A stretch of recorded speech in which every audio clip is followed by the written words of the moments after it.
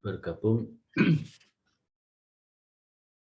Bismillahirrahmanirrahim. Assalamualaikum warahmatullahi wabarakatuh. Waalaikumsalam warahmatullahi wabarakatuh. Waalaikumsalam warahmatullahi wabarakatuh. Ya, kita buka bersama pertemuan kita pada pagi hari ini dengan membaca Al-Basmalah. Bismillahirrahmanirrahim. Bismillahirrahmanirrahim. Pagi hari ini kita pertemuan yang ketiga ya. Yang ketiga atau keempat? Ketiga ya. Pertemuan yang ketiga, tema kita tentang sejarah perumusan Pancasila. Sejarah perumusan Pancasila. Baru nanti pada pertemuan keempat yang akan datang, itu tugas saudara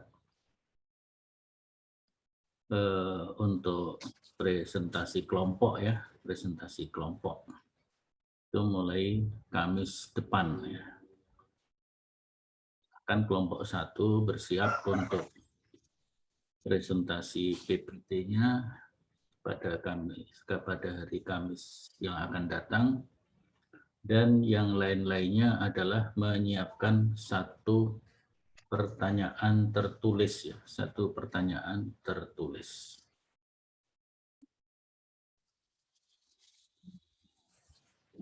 Baik, pada pagi hari ini kita akan melihat sejarah perumusan Pancasila yang menjadi dasar negara kita, yang menjadi ideologi negara kita, dan di dalamnya ada kajian tentang tokoh-tokoh Islam dan tokoh-tokoh Muhammadiyah. Dan tokoh Islam dan tokoh-tokoh Muhammadiyah dalam perumusan Pancasila dan juga Undang-Undang Dasar 1945.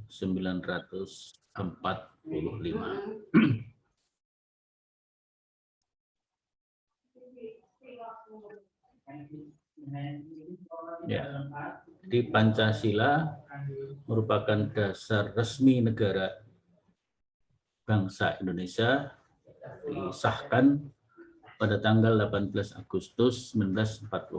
Jadi kalau disebutkan secara objektif ya, secara kritis,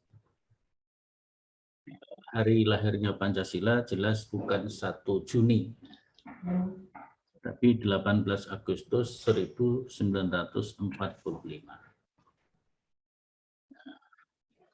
Tanggal 1 Juni diperingati sebagai hari lahir Pancasila karena keputusan Presiden. Karena keputusan Presiden Jokowi beberapa waktu yang lalu. Ya, walaupun itu secara sejarah adalah salah, tapi menjadi benar karena sudah disahkan oleh Presiden.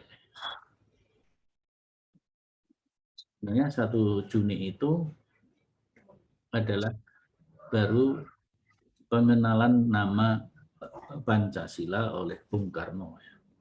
Beliau menyampaikan presentasi tentang 5 dasar yang akan diusulkan menjadi dasar negara, dan kemudian 5 dasar itu disebut dengan Pancasila, itu Bung Karno.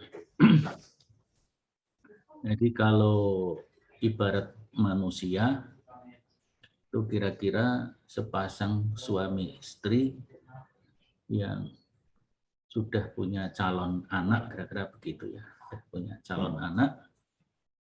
Nanti kapan lahirnya sesuai dengan HPL, hari perkiraan lahir, maka sudah disiapkan namanya Pancasila. Nah, begitu lahir, baru diumumkan, disahkan, namanya adalah Pancasila. Itu sebenarnya seperti itu. Jadi kalau tanggal 1 Juninya jelas belum lahir Pancasila itu. Baru punya persiapan nama. Nah, perumusan Pancasila itu melalui 3 tahap. Tahap yang pertama adalah tahap pengusulan. Tahap pengusulan Pancasila yang dilakukan pada sidang BPU PKI yang pertama, yaitu tanggal 29 Mei sampai 1 Juni 1945. BPU PKI ini dibentuk oleh pemerintah pendudukan Jepang atau pemerintah penjajah Jepang yang dibentuk pada tanggal 29 April ya. 29 April dengan jumlah anggota 60 orang. Ketuanya adalah Dr. Rajiman.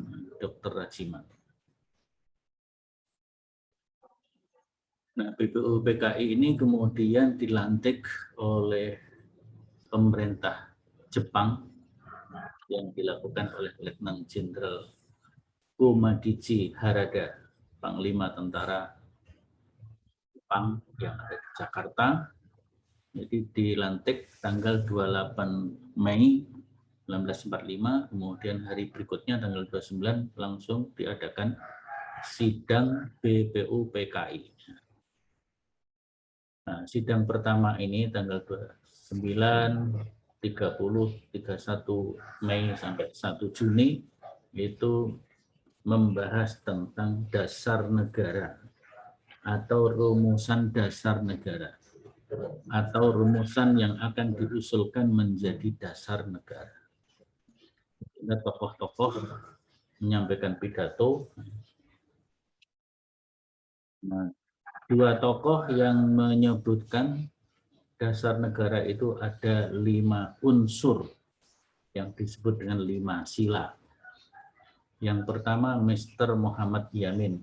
Kalau nggak salah beliau menyampaikan 30 atau 29. Kemudian yang kedua adalah Insinyur Soekarno yang menyampaikan pada tanggal 1 Juni. Sedangkan yang lainnya seperti Mr. Supomo itu hanya menyampaikan pokok-pokok pikiran saja. Jadi tidak menyebut 5 sila atau 5 unsur ya. Itu Mr. Supomo, intinya beliau mengusulkan agar negara Indonesia tidak diatur menurut dasar agama tertentu.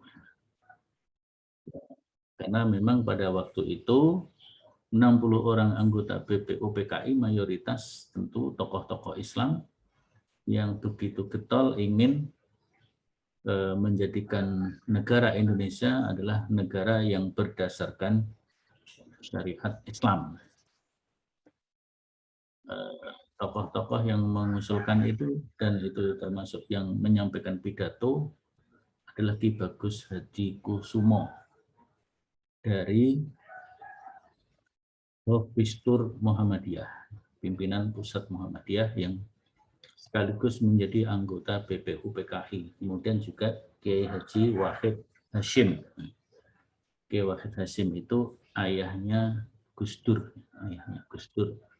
Dia juga sangat getol agar Indonesia diatur secara syariat Islam. Maka Mr. Supomo menyampaikan respon ya sebagai seorang yang mungkin berhaluan nasionalis sekuler, dia tidak setuju kalau Indonesia diatur dengan aturan agama tertentu. Ya, Indonesia itu negara sekuler saja, tidak usah melibatkan agama dalam peraturan negara. Itu Mr. Supomo kira-kira seperti itu. Nah, maka Bung Karno pada tanggal 1 Juni menyampaikan pidato dan beliau menyampaikan 5 dasar yang disebut dengan Pancasila. Nah, itulah yang kemudian Berdasarkan itu di tanggal 1 Juni dianggap sebagai hari lahirnya Pancasila, padahal bukan. Baru pengusulan. Dasar yang pertama adalah nasionalisme atau kebangsaan Indonesia. Kira-kira kalau sekarang itu sila yang ketiga, Persatuan Indonesia. Dasar yang kedua, internasionalisme atau pri-kemanusiaan. Sekarang ya sila kedua, kemanusiaan yang adil dan beradab. Dasar yang ketiga, mufakat atau demokrasi. Ini kalau Pancasila yang ada sekarang adalah sila yang keempat, yaitu kerakyatan yang dipimpin oleh hikmah dan seterusnya. Dasar yang keempat adalah kesejahteraan sosial. Kalau dalam Pancasila yang resmi sekarang adalah sila yang kelima, yaitu keadilan sosial. Dan dasar yang kelima, ini versi Bung Karno, adalah ketuhanan yang berkebudayaan. Ketuhanan yang berkebudayaan. Pancasila yang resmi sekarang, ini sila yang pertama, ketuhanan yang Maha Esa. Ya, berdasarkan catatan sejarah, ya, 5 dasar yang disampaikan oleh Bung Karno itu kemudian Bung Karno memberi nama dengan Pancasila. Jadi baru seperti itu, belum lahir Pancasila.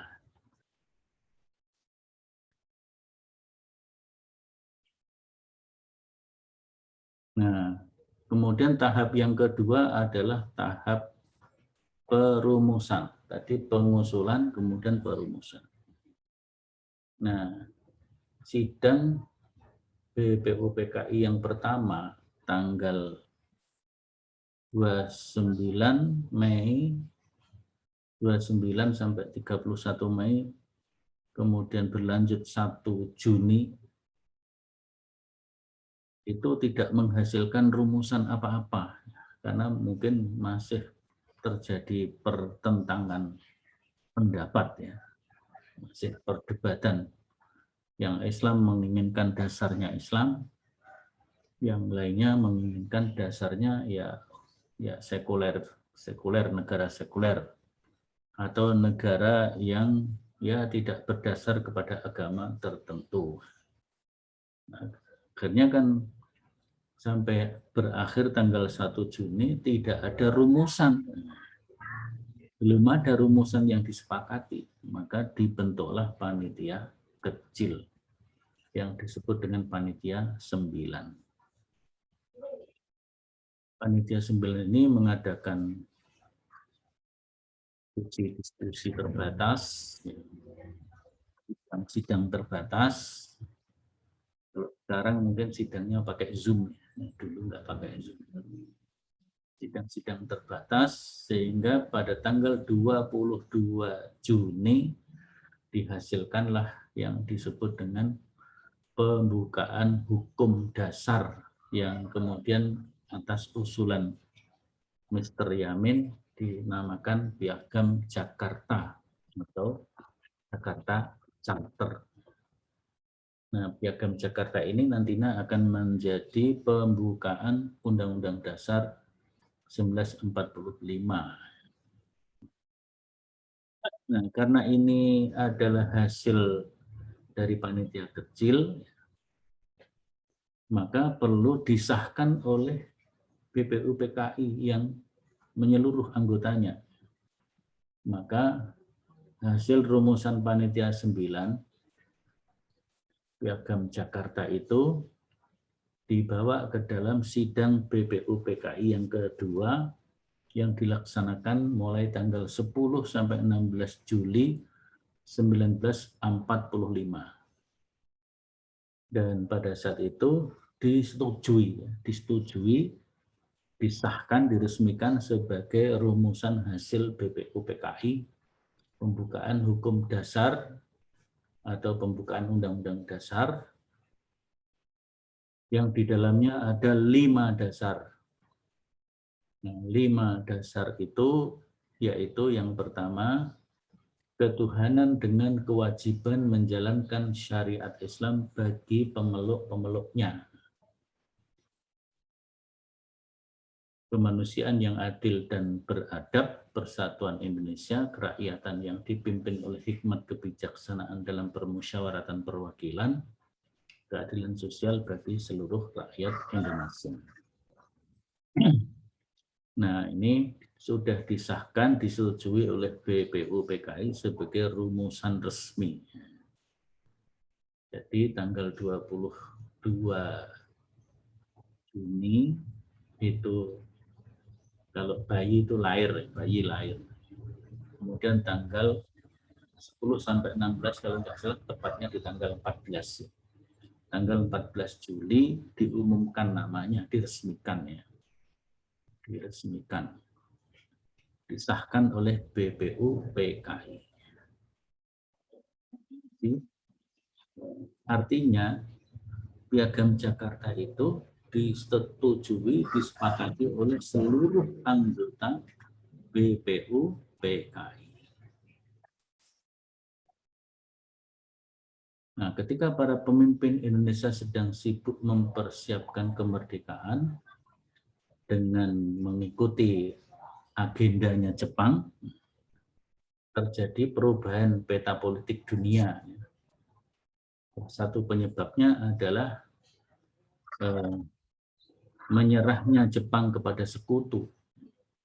Yang peristiwa itu diawali dengan jatuhnya bom atom di kota Hiroshima tanggal 16 Agustus 1945. Ya, 6 Agustus 1945. Nah, sehari sesudahnya itu, 7 Agustus, pemerintah Jepang di Jakarta mengeluarkan maklumat yang berisi pertengahan Agustus 1945 akan dibentuk PPKI, Panitia Persiapan Kemerdekaan Indonesia, yang di dalam istilah Jepang Dokuretsu Jumbi Inkai. Kemudian itu rencananya akan dilantik 18 Agustus dan mulai sidang di tanggal 19. Kemudian kemerdekaannya akan diproklamasikan 24 Agustus. Indonesia rencananya merdekanya 24 Agustus itu menurut rencana pemerintah Jepang.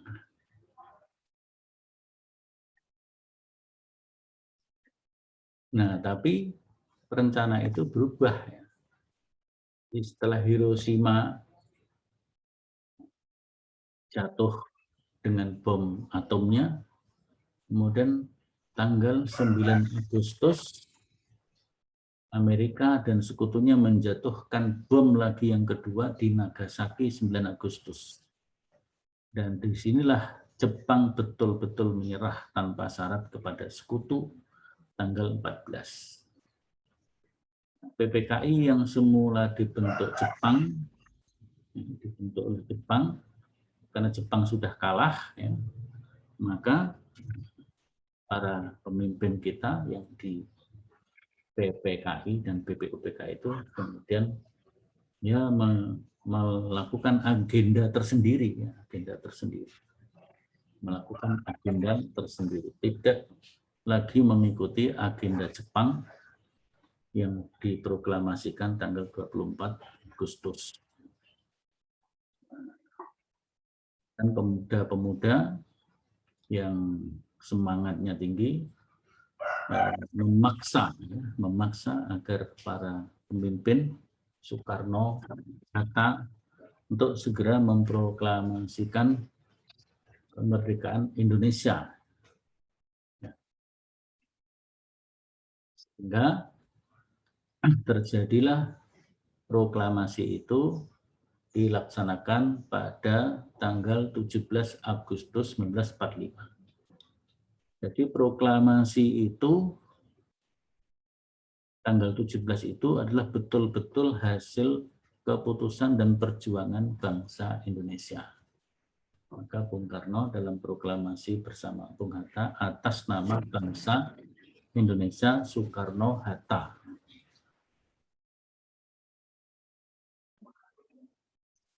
Nah, setelah Indonesia diproklamasikan berarti Indonesia merdeka, maka undang-undang dasarnya harus segera disahkan. Setelah proklamasi tanggal 18, PPKI bersidang untuk menentukan dan menegaskan posisi bangsa Indonesia dari semula bangsa yang terjajah menjadi bangsa yang merdeka. Maka sidang PPKI itu menghasilkan beberapa keputusan. Yang pertama adalah mengesahkan Undang-Undang Dasar 1945 yang di dalamnya terdapat Piagam Jakarta dan terdapat 5 dasar atau Pancasila dengan beberapa perubahan. Perubahannya yaitu 7 kata kewajiban menjalankan syariat Islam bagi pemeluknya diganti menjadi ketuhanan yang Maha Esa karena usulan dari pihak-pihak tertentu yang mengatasnamakan Indonesia Timur. Waktu itu Ki Bagus Hadikusumo selaku tokoh Muslim, Ketua PP Muhammadiyah, ya termasuk yang berjuang dengan gigih untuk mempertahankan 7 kata. Karena 7 kata itu di samping sudah disepakati oleh Panitia 9 yang di dalamnya ada non-muslimnya yaitu Amaramis. Kemudian sudah disetujui, disahkan oleh BPUPKI yang anggotanya 60 orang dan juga di dalamnya ada tokoh-tokoh dari kalangan non-muslim, ada Hindu, ada Kristen, Katolik, Buddha, dan sebagainya. Nah, karena sudah disepakati, Ki Bagus mengatakan kita jangan mudah merubah, jangan mudah mengkhianati keputusan kita sendiri. Tapi karena begitu rupa harus deras untuk mengganti 7 kata atau merubah 7 kata itu, akhirnya dirubahlah 7 kata menjadi ketuhanan yang Maha Esa. Itu yang pertama, mengesahkan Undang-Undang Dasar 1945 sehingga oleh Presiden SBY ditetapkan tanggal 18 Agustus adalah Hari Konstitusi. Kemudian yang kedua, memilih dan menetapkan presiden wakil presiden pertama, dalam hal ini yang ditetapkan adalah Soekarno-Hatta. Soekarno-Hatta ditetapkan sebagai presiden dan wakil presiden yang kemudian disebut sebagai Dwi Tunggal. Kemudian yang ketiga, membentuk KNIP, Komite Nasional Indonesia Pusat, yang anggotanya adalah mantan anggota PPKI ditambah tokoh-tokoh masyarakat dari berbagai golongan, dan komite ini akhirnya diketuai oleh Mr. Kasman Sunodmejo, seorang pemuda Muhammadiyah, sebagai ketua KNIP. KNIP itu menjalankan fungsi sebagai parlemen, DPR atau MPR, karena waktu itu belum ada DPR MPR, maka fungsinya dilaksanakan oleh KNIP. Kemudian nanti di daerah-daerah ada KNI daerah. Rumusan Pancasila dalam pembukaan 45 menjadi, sila yang pertama berubah kan, menjadi ketuhanan yang Maha Esa, kemanusiaan yang adil dan beradab, persatuan Indonesia, kerakyatan yang dipimpin oleh hikmah, kebijaksanaan dalam permusyawaratan, perwakilan. Di garis miring itu tidak dibaca. Permusyawaratan, perwakilan. Jangan dibaca garis miring perwakilan, atau jangan dibaca atau perwakilan. Karena ada yang membaca begitu ya. Dalam permusyawaratan atau perwakilan, itu tidak benar membacanya. Dalam permusyawaratan perwakilan. keadilan sosial bagi seluruh rakyat Indonesia. Nah, jadi itu 3 tahap ya, 3 tahap, 3 periode perumusan Pancasila, mulai dari pengusulan, perumusannya itu sendiri, kemudian pengesahan. Di pengesahan yang betul-betul adalah dilaksanakan pada 18 Agustus 1945.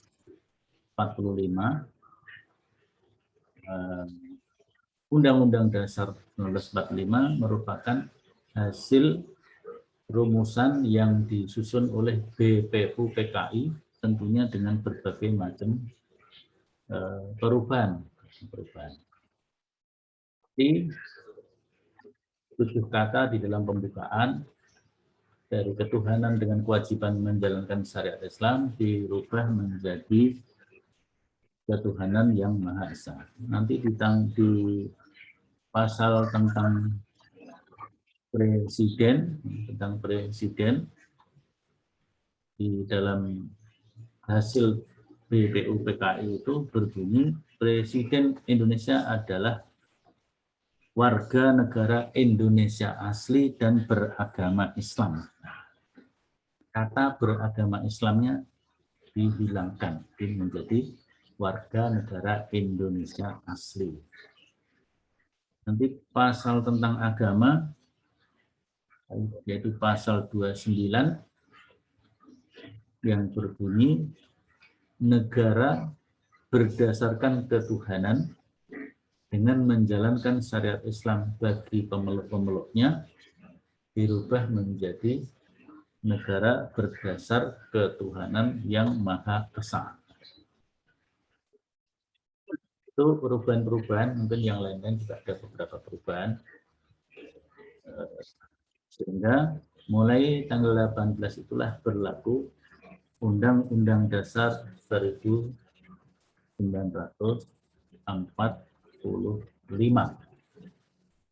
Jadi berlaku sampai Indonesia berubah bentuk negaranya menjadi negara Indonesia Serikat.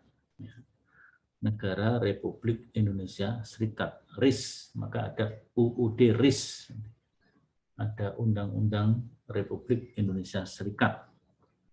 Nah, ketika tahun 49 RIS dibubar juga, kembali ke negara kesatuan atas pemikiran dan usulan dari tokoh Islam, yaitu Pak Muhammad Natsir, ketika beliau menyampaikan mosi tidak percaya kepada pemerintah dan Indonesia harus kembali dari RIS menjadi NKRI, Negara Kesatuan Republik Indonesia. Maka pada tahun 1949 disusunlah Undang-Undang Dasar Sementara, UUDS 49, ada UUDS 50, Undang-Undang Dasar Sementara, yang nanti baru pada tahun 1955 diadakan pemilu yang memilih, yaitu Dewan Konstituante, Dewan Pembentuk Undang-Undang, pembuat undang-undang.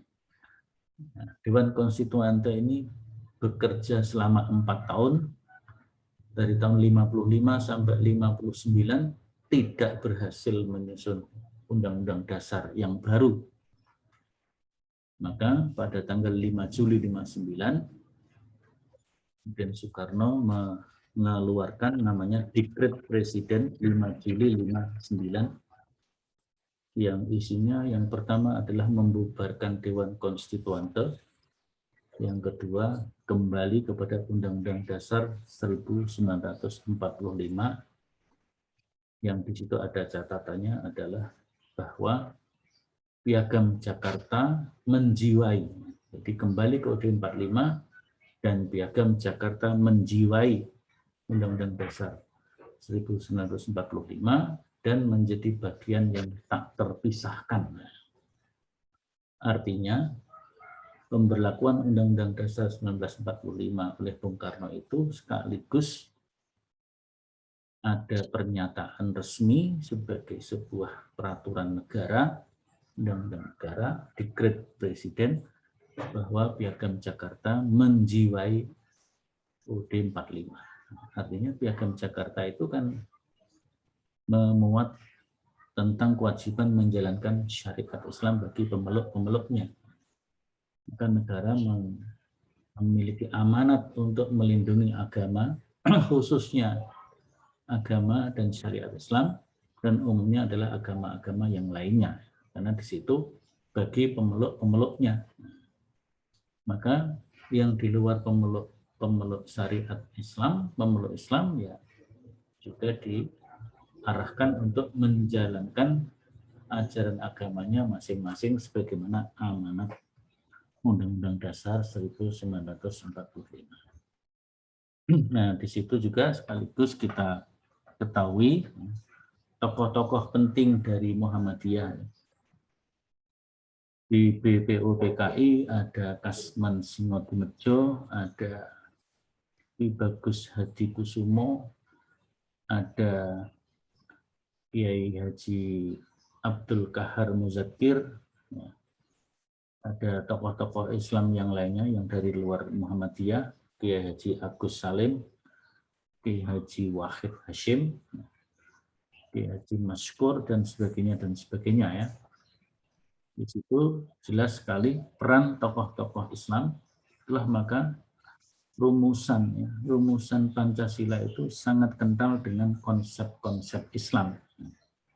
Maka disinilah mestinya menjadi perjuangan bagi umat Islam untuk mengisi pengamalan Pancasila itu dengan nilai-nilai ajaran Islam.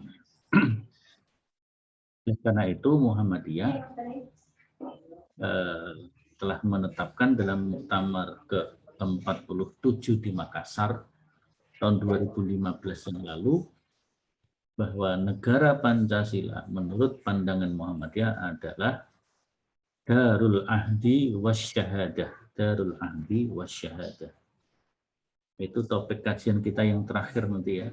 Darul Ahdi Wasyahadah. Darul Ahdi, dar itu artinya negara, kampung, negara, negeri.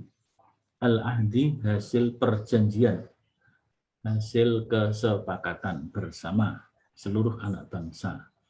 Darul Ahdi. Kemudian wasyahadah, negara tempat kita berjuang untuk membuktikan peran serta kita sebagai salah satu elemen anak bangsa. Kalau kita sebagai Muslim ya kita berikan nilai-nilai ajaran Islam, konsep-konsep Islam bagi kebaikan dan kemaslahatan bangsa Indonesia.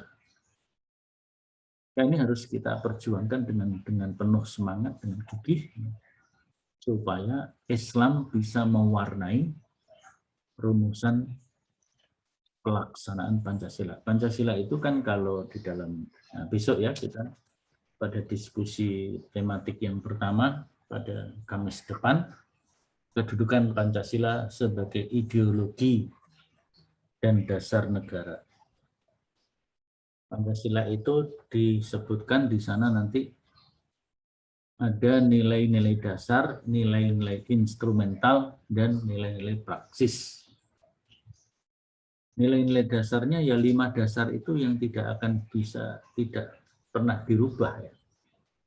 Jadi dalam berbagai sidang MPR yang melakukan amandemen terhadap Undang-Undang Dasar 1945 disepakati bahwa pembukaan Undang-Undang Dasar 45 tidak akan diamandemen. Dalam pembukaan itu kan ada Pancasilanya, maka Pancasila juga tidak akan diamandemen. 5 sila itu tetap, itulah nilai-nilai dasar. Nah, nilai dasar itu akan diturunkan, dijabarkan dalam bentuk peraturan-peraturan, namanya nilai-nilai instrumental. Ada Undang-Undang 1945, Undang-Undang negara yang lainnya seperti Undang-Undang Pendidikan, undang-undang migas, undang-undang perkawinan, undang-undang pertanahan, dan sebagainya dan sebagainya. Jadi apa namanya, itu nilai-nilai instrumental. Nah, yang ketiga adalah nilai-nilai praksis. Nah, nilai-nilai praksis ini bagaimana nilai-nilai dasar dan instrumental itu dipraktekkan oleh aparat negara dan juga oleh seluruh rakyat Indonesia. Nah, itu nanti akan dibahas lagi oleh kelompok 1. Kelompok 1. Saya kira itu. Jadi pada pertemuan yang akan datang, hari ini saya tidak memberi tugas apa-apa. Jadi kalian menyiapkan saja. Kelompok 1 bersiap untuk menyusun PPT, presentasi, dan bersiap untuk mempresentasikan. Sedangkan sedangkan mahasiswa yang lain di kelas A ini, kan yang hadir hari ini 50 kalau nggak salah, Pancasila kelas A PAI itu 50 berapa ya? 54 atau 55 ya.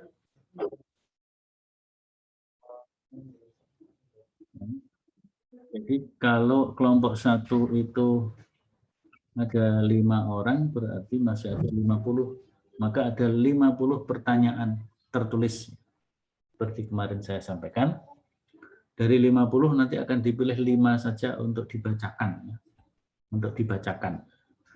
Maka pemakalah siap. Siap untuk menjawab secara lisan. 5 pertanyaan yang akan dibacakan.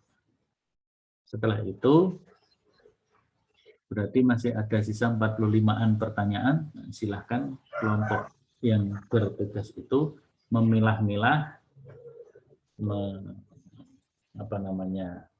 mengklasifikasi, kemudian meringkas. Dari 45 diringkas menjadi boleh 5 pertanyaan, boleh 6. Ya, silahkan bisanya berapa, syukur bisa 5, diringkas hanya 5 pertanyaan. Kalau anggotanya 5 kan cukup dibagi satu-satu selesai. Ya, dijawab secara tertulis, waktunya diberi waktu 1 kali 24 jam, jadi panjang itu waktunya. 1 kali 24 jam, kemudian di-upload atau disubmit di psikologi. Ini contohnya ya, yang GIGT sudah disiapkan karena lebih dulu ya.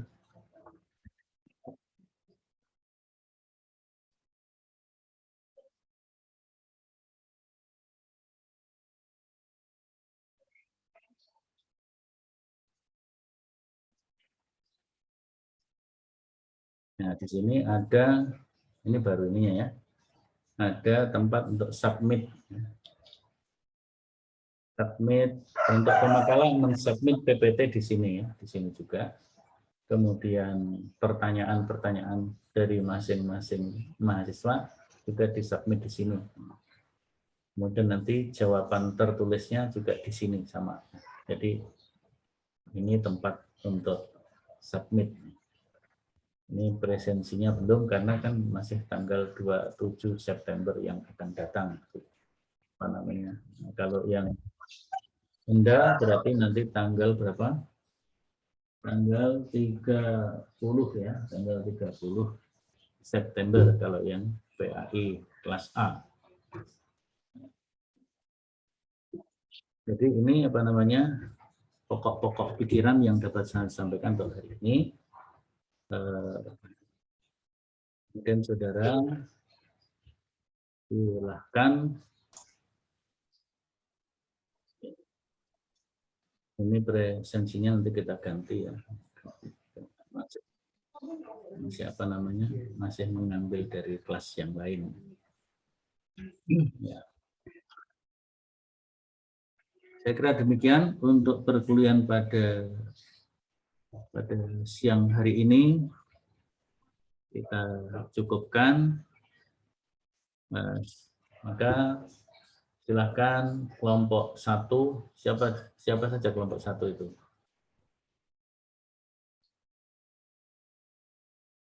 Kelompok 1 kita lihat di grup ya.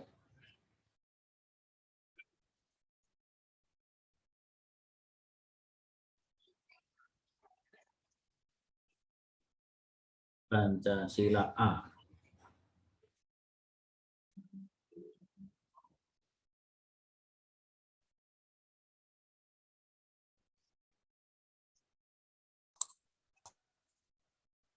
Pancasila A.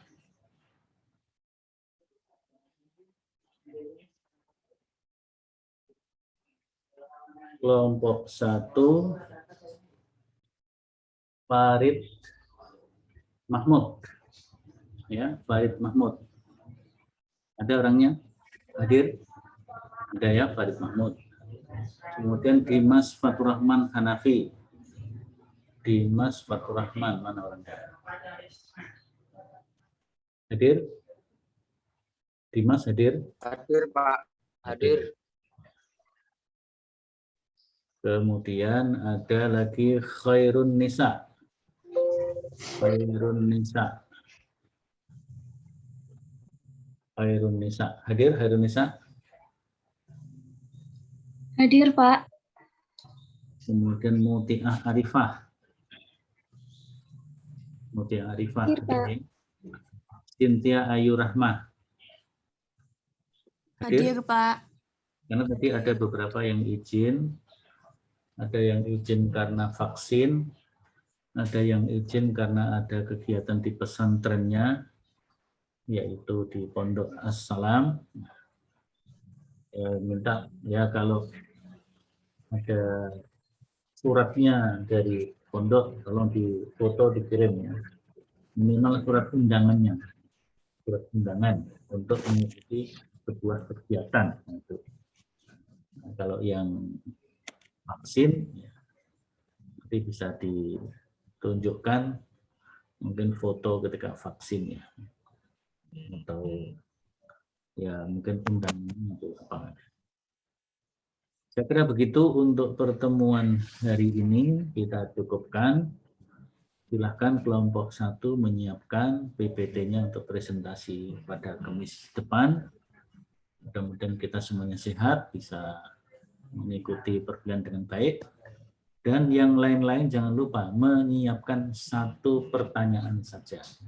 Menyiapkan 1 pertanyaan saja. Jadi sudah tahu ya caranya. Baik. Saya kira begitu dan kita akhiri untuk pertemuan hari ini dengan membaca hamdalah. Alhamdulillahirabbil alamin. Alhamdulillahirabbil alamin. Dan semuanya sehat dan kapan bisa datang ke Solo, kemudian kita bisa kuliah secara offline ya. Secara offline. Apa namanya, karena kemarin hasil surveinya yang apa namanya, yang vaksin baru sekian persen sehingga belum bisa dimulai. Semester 7 pun ada yang belum vaksin ya. Harusnya kan sebulan pertama ini adalah mahasiswa semester 7, tapi belum bisa dimulai. Ya, kita tunggu saja. Yang penting perkuliahan bisa berjalan dengan baik. Terima kasih. Assalamualaikum warahmatullahi wabarakatuh.